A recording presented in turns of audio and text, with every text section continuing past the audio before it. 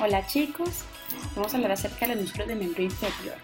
Es importante que recordemos que para el estudio de la anatomía de los músculos hay que tener en cuenta que los músculos se encuentran clasificados y hay que tener un orden para estudiarlos. Para el miembro inferior vamos a darnos cuenta que van a haber unas regiones como lo son la región glútea, el fémur, y el fémur se va a dividir en región anterior, región posterior y región medial. La pierna, y la pierna se va a dividir en región anterior, región posterior y región lateral. Y el pie se va a dividir en planta y en dorso. Y a su vez la planta se va a dividir en algunos planos para, digamos que, identificar mejor los músculos y estudiarlos de la manera más adecuada. Entonces, vamos primero a hablar acerca de la región glútea. En la región glútea me encuentro este músculo, que es el músculo glúteo máximo. Este músculo glúteo máximo, ustedes pueden observar que sus fibras son oblicuas, tiene su origen a nivel de la cresta y se va a insertar en este tracto que se llama el tracto iliotibial de un músculo denominado tensor de la fascia lata. Por ahora no nos enredemos. Este es el músculo que le va a dar la forma redondeada a la cola, ¿sí? Y va a ser el principal extensor de cadera. De una vez voy a mencionar las inervaciones para que las tengamos presentes. Este músculo está inervado por un nervio que se llama el nervio glúteo inferior. En esta imagen observamos el tracto iliotibial lateralmente, ¿sí? Este es un músculo que lo encuentro lateralmente, es pequeño y se continúa con un tracto como un tendón aplanado, se llama como una aponeurosis, para insertarse lateralmente a nivel de la rodilla. Veamos esta imagen. En esta otra vista logro observar nuevamente el glúteo máximo y acá alcanzo a ver el tensor de la fascia lata y su tracto iliotibial llegando a la cara lateral de la tibia, por eso se llama tracto iliotibial. Digamos que se estudian juntos porque comparten inervación y en ese orden de ideas también punto de inserción a través de su tracto iliotibial. Si retiramos el músculo glúteo máximo, ¿sí? Lo cortamos, me voy a encontrar debajo el glúteo medio, ¿sí? Y para encontrar el glúteo mínimo debo cortar el glúteo medio y acá abajo lo encuentro. Estos músculos tienen forma de abanico. Estos músculos en conjunto van a ser estabilizadores de cadera y algunos van a ayudar a la abducción, etc. Estos músculos glúteo medio y glúteo mínimo son inervados por el nervio glúteo superior. Importante, estos músculos aquí,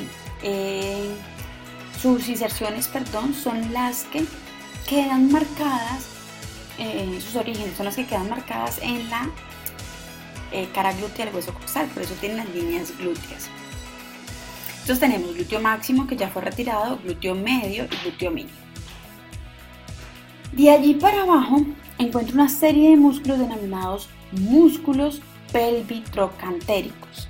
Se llaman pelvitrocantéricos porque van desde la pelvis hasta los trocánteres. Aquí está el trocánter mayor y menor del fémur. ¿Listo? Entonces, se llaman así. Son músculos estabilizadores de cadera y rotadores. Podríamos compararlos con los músculos del manguito rotador. ¿Listo? Porque digamos que actúan de manera similar. Entonces, dentro de los pelvitrocantéricos tenemos al músculo piriforme, que tiene forma piramidal o triangular. Debajo de él un músculo que se llama gemelo superior.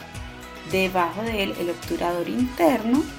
Por debajo de él el gemelo inferior y un poco más inferior el cuadrado femoral.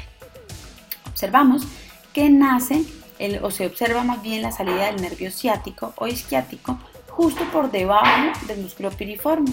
Ese es un nervio muy grueso, muy ancho y que va a dar inervación a la mayoría de los músculos del miembro inferior. El músculo piriforme tiene inervación propia, es un nervio que se llama piriforme.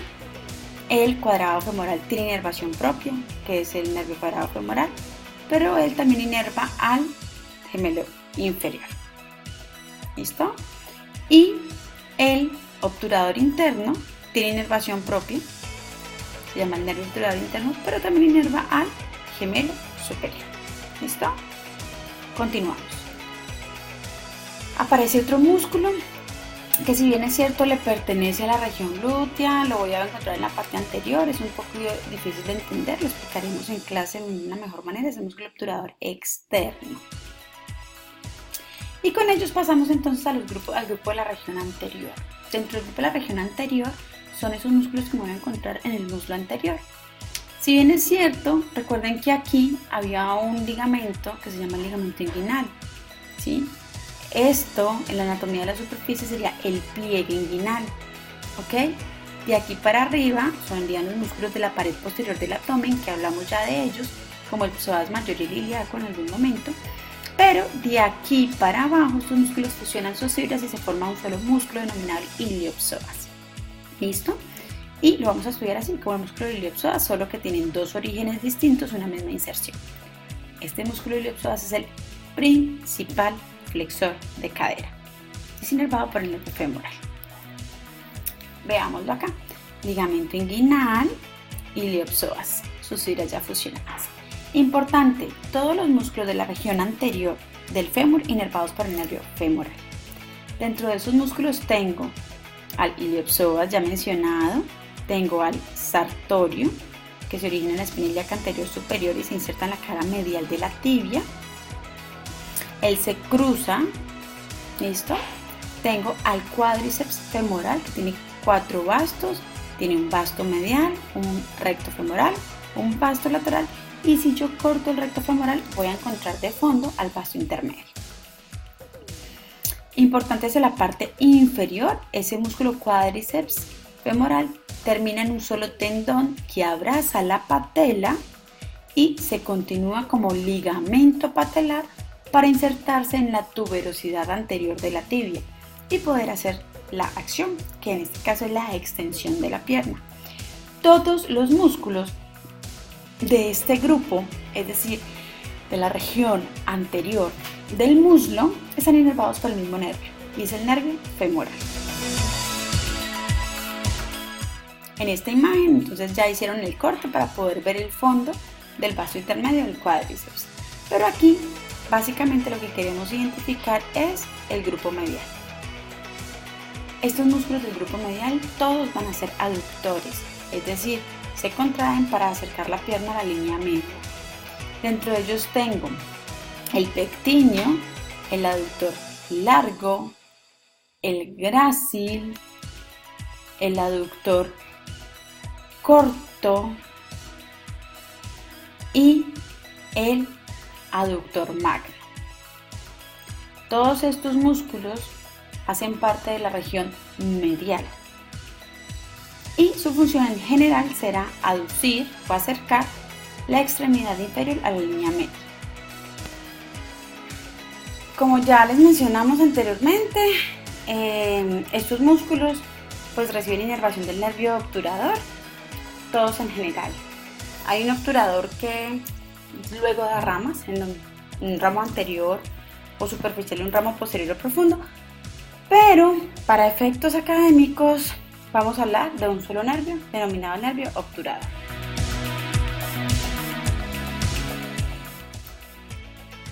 Bueno, miremos entonces esta imagen. Acá logramos encontrar un trígono que se llama el trígono femoral. Este trígono es importante tenerlo en cuenta porque por aquí justamente salen estructuras vasculares y nerviosas importantes, la arteria femoral, la vena femoral y el nervio femoral, observenlos acá. ¿Listo? Entonces vena es la más medial, la arteria es más lateral, pero más lateral a ellos está el nervio femoral. Y el nervio femoral pues emite un montón de ramos musculares para cada una de las porciones de los vientres musculares de la región anterior del muslo. En esta misma región del muslo, pero hacia la parte posterior, encontramos los músculos del grupo posterior, también denominados isquiotibiales. Allí encontramos entonces el semitendinoso medialmente, el semimembranoso un poco más posterior y el bíceps femoral con dos cabezas, una cabeza larga que vemos aquí y una corta que no la alcanzamos a ver en esta imagen. Importante, se llaman isquiotibiales. tibiales porque todos se originan acá profundamente a nivel del isquion, en la tuberosidad isquiática, pero se van a insertar hacia la tibia y eso hace que ellos en conjunto sean flexores de pierna. Hacia la parte posterior, de una vez en esta imagen quiero aprovechar y observar un espacio que queda entre las cabezas de estos músculos o los vientres musculares más bien de estos músculos de la región posterior, formando un rombo hacia la parte posterior donde queda libre los vasos sanguíneos y los nervios. Vemos la arteria poplitea, la vena poplitea y el nervio. El nervio se llama el nervio tibial. Y acá entonces encontramos esos músculos de la región posterior del muslo o del fémur.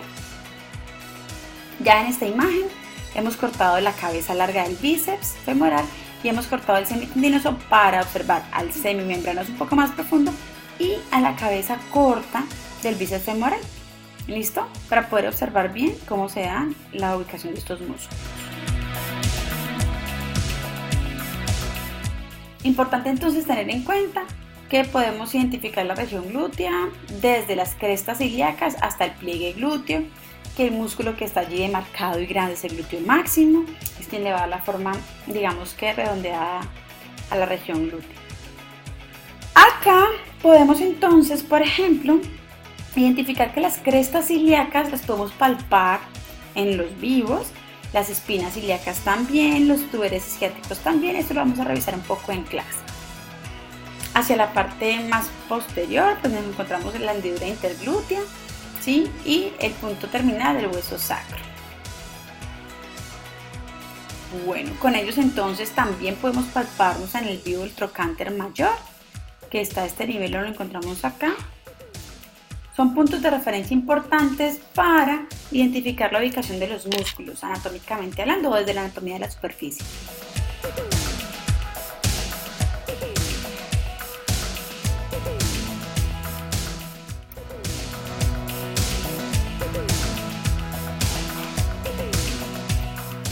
Hacia la parte anterior identificamos la sínfisis púbica, el tubérculo púbico un poco más lateral, ¿sí? Y este va a dar origen a esos músculos que son aductores y un poco más inferior hacia genitales femeninos o masculinos. Acá identificamos igualmente los músculos mencionados previamente, pero acá logramos ver los puntos desde la anatomía de la superficie donde yo los puedo ubicar. Y eso es lo que quiero que sea muy claro para ustedes, porque en últimas ustedes van a identificar es sobre la estructura del cuerpo humano real y sobre la acción, digamos que basada en algún gesto deportivo. Muy importante recordar, la patela está envuelta por el tendón patelar del cuádriceps, pero cuando la atraviesa o la envuelve y se va a ir a insertar en la tibia, esto ya no es tendón, sino que se denomina ligamento patelar. Esto aquí se da inflamaciones frecuentemente, sobre todo en los niños jugadores de fútbol, por crecimiento. Se le conoce como un nosgood Slater. Luego hablamos de esto en clase. Encontramos los tendones hacia la parte lateral y posterior de la rodilla, también puntos donde la sobrecarga puede ser bien marcada y generar dolores en esa región. Identificamos entonces desde el hueso los epicóndilos, el epicóndilo medial del fémur, el lateral, el cóndilo del fémur, lateral y medial y de la tibia, y asimismo identificamos los meniscos y ligamentos propios de la rodilla. Fosa poplitea, que lo hablamos ahora. Este rombo hacia la parte superior está delimitada por los isquiotibiales y hacia la parte inferior por unos músculos que aún no he mencionado porque son de pierna, pero que vale la pena en este preciso momento hablar de ellos, que son los músculos gastronemios, ¿sí? Su cabeza lateral y su cabeza medial, gastronemios. Ahora, si pasemos a la pierna, la región anterior. Los músculos de la pierna, la región anterior, van a estar inervados todos por un nervio que se llama el nervio fibular profundo. Es una división del nervio tibial. que lo explicaremos en clase de una mejor manera. O sobre todo cuando estemos en la clase de plexo. Importante entonces reconocer que estos músculos de la región anterior todos van a ir a insertarse en los dedos y por lo tanto van a llevar la punta de los pies hacia la parte superior o hacia arriba, generando un movimiento en el tobillo denominado dorsiflexión. Los músculos van a ser extensores de dedos y dorsiflexores del pie. Estoy hablando del músculo tibial anterior, que está muy cerca a la cara anterior de la tibia, denominada para muchas personas la canilla, que realmente no existe, pero así le llaman. Lateral a ella, o a él, perdón, me encuentro músculo extensor longo de los dedos, va a ir a los dedos 2, 3, 4 y 5 para generar la extensión. Y un poco más profundo me encuentro el músculo extensor longo del hallux para el dedo 1, para el hallux, para darle la extensión. Estos músculos inervados, como les dije anteriormente, para el músculo fibular profundo. Voy al grupo lateral, allí me encuentro dos músculos, el músculo fibular largo o longo y uno denominado fibular corto. Estos músculos ambos son evertores, es decir, desplazan el pie hacia la parte de afuera.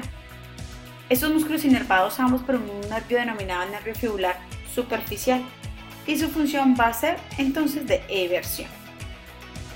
Miremos que tienen su origen a nivel de la fíbula y de la cara lateral de la tibia.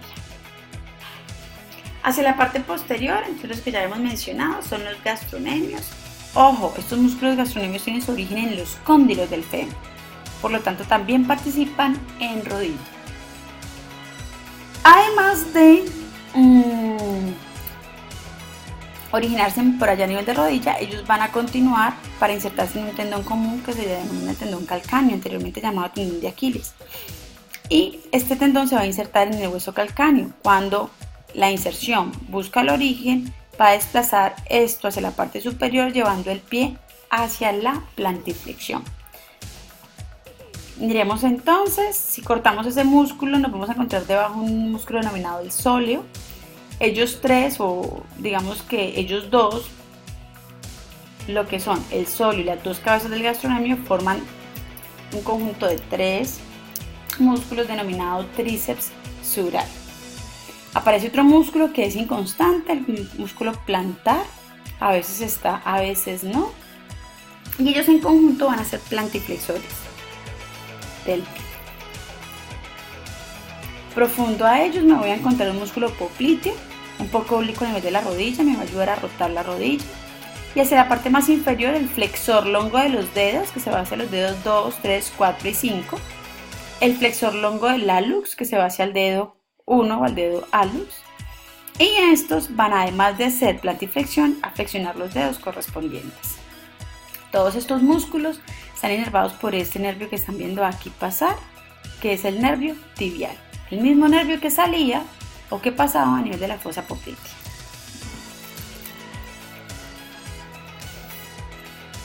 Así como en el miembro superior eran retináculos que abrazaban los tendones, pues aquí también ocurre lo mismo y son el retináculo de los flexores o de los extensores, dependiendo de la región en la que estamos hablando.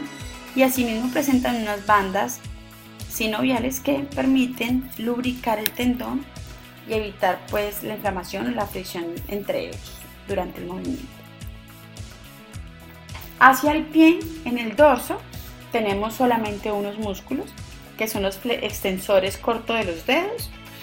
Entre ellos está el extensor corto de los dedos 2, 3, 4 y 5 y el extensor corto del hallux. Son un músculo muy pequeñito que está originado propiamente en el dorso del pie. Y hacia la parte plantar, pues encontramos una serie de músculos, están distribuidos en 4 planos, ¿sí?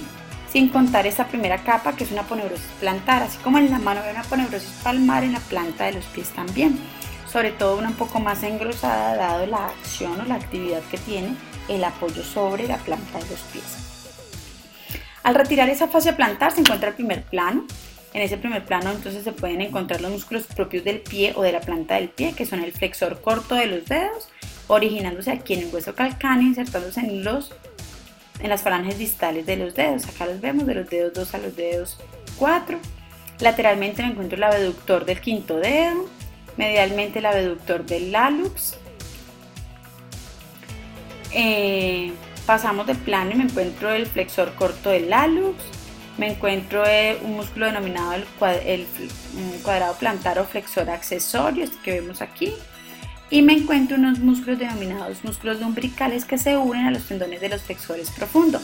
Esto se comporta muy similar a la mano.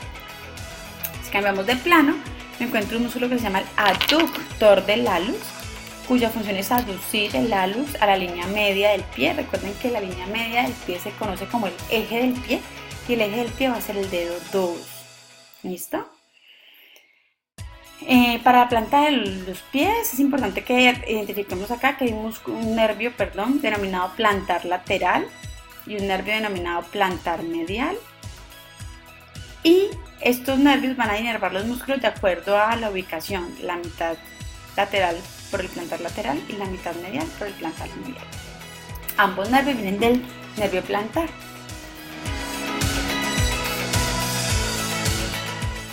Y los interóseos en el cuarto plano, plantares y dorsales. Plantares tenemos igual 3, dorsales tenemos 4 y cuya función es la misma. Aducir los dedos al eje del pie. Este no tiene porque tiene aductor propio. Y los dorsales son abductores. Y con esto, chicos, hacemos entonces el fin de la presentación. Esto es importante que lo tengan claro, que lo entiendan, por lo menos para la clase de mañana, para que nos permitamos en la clase socializar, entender un poco más a profundidad y poder aclarar ciertos conceptos. Chao, chao, nos vemos pronto.